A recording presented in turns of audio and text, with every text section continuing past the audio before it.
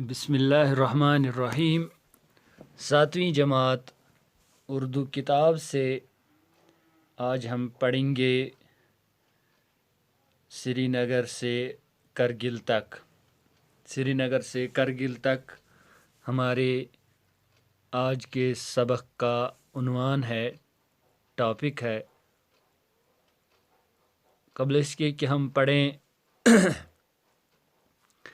یہ اصل سری نگر سے لداخ تک جو ہمارا زمینی رشتہ ہے اور اس کے بیچ میں جو بہت سارے قدرتی مناظر، اللہ تعالیٰ کی نشانیاں بیچ میں، یعنی سری نگر سے لے کر کے لداخ کرگل تک جو خوبصورت جگہیں، دلکش مناظر، پرکشش اور دلربا حسین اور جمیل وادیاں، ان کا جو تذکرہ آیا ہوا ہے وہ اس عنوان کے تحت آپ کے نالج، آپ کے معلومات میں انشاءاللہ اضافہ ہوگا۔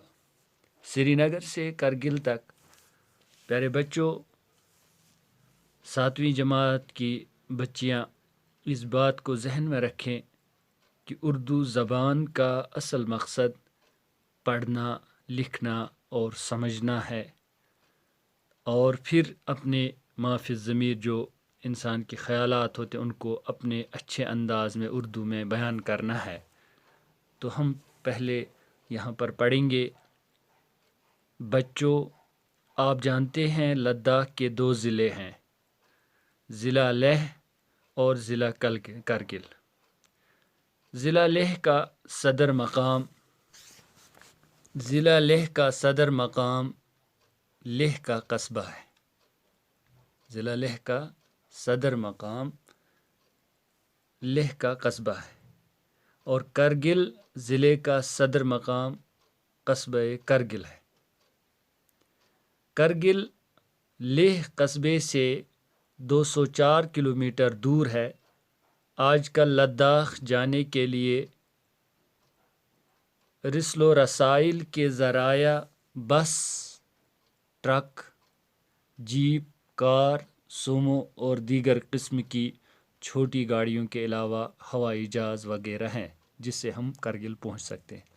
سری نگر سے لیہ جانے والی ساری گاڑیاں کرگل سے گزرتے ہوئے جاتی ہیں۔ کرگل سری نگر سے 210 کلومیٹر دور ہے۔ سری نگر سے لیہ جانے والی گاڑیاں رات کو کرگل میں رکتی ہیں۔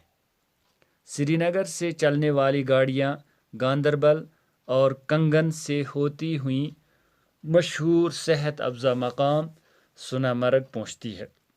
سونامرگ ایک چھوٹی سی وادی ہے، آپ لوگوں نے شاید کسی نے ایکسکرشن میں دیکھا ہو، جو سرب فلک میں نے جس کی پہاڑوں کی اونچائی ایسی لگتی ہے کہ وہ آسمان سے باتیں کر رہی ہے، اس طرح سے اس کے پہاڑ اونچے ہیں۔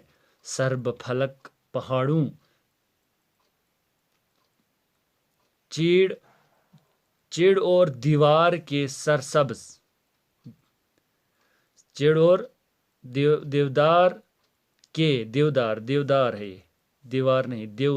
کے سرسبز اور بلند و بالا، بلند اور بالا بھی کہتے ہیں اونچا، درختوں اور خوبصورت سبزہ زاروں کے لیے، سبزہ میں نے سبزہ گرینی اور سبزہ زاروں جو اسی سے استعمال ہوتا ہے جس سے انسان کا دل خوش ہوتا ہے، وہ ایسی سبز مطلب ہری بری کھیتیاں، ہرے بھرے میدان، جنگلات، وہ کھلیان سبزہ زاروں کے لیے کافی مشہور ہے۔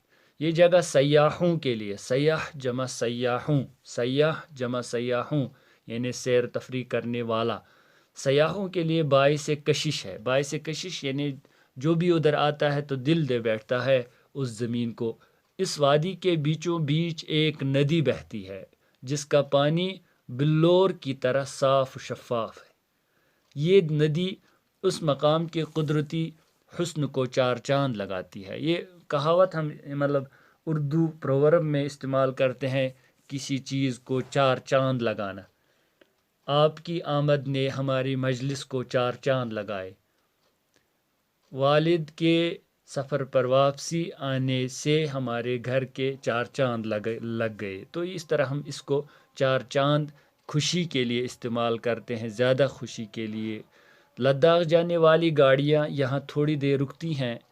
تقریباً 1 گھنٹے کے سفر کے بعد بالتل ایک جگہ کا نام کا ایک چھوٹا سا گاؤں آتا ہے. سونامرگ اور بالتل کشمیری الفاظ ہیں. سونامرگ کے معنی سونے کی چراگاہ، سونے کی زمین، اور بالتل کا مطلب ہے پہاڑ کے نیچے. یہ جگہ چاروں طرف سے آسمان کو چھوتے ہوئے پہاڑوں سے گھری ہوئی ہیں. دائیں طرف کے پہاڑوں میں دور اوپر امرناتھ کا مشہور تیرتھ استان ہے. ہندوؤں کا یعنی تہوار وہ جو ہے ایک مقدس جگہ مانی جاتی ہے جس کا وہ سب